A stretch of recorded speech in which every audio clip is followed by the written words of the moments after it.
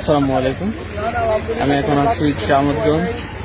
তো চরপেশন থেকে আসার পথে একটি বাস ভোলা টু চরপেশন যাওয়ার উদ্দেশ্যে কেরামতগঞ্জ এদিকে আচ্ছা বাসটি পড়ে গেছে। একটি মর্মান্তিক দুর্ঘটনা। ফায়ার সার্ভিসের ইউনিট কাজ করতেছে, আপনারা দেখতে পাচ্ছেন।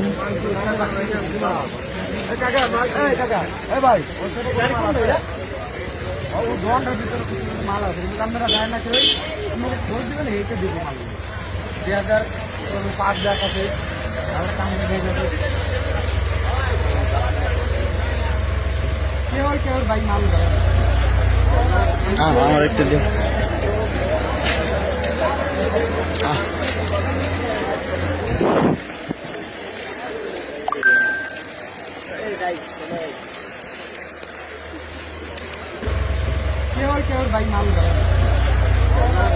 আমার একটু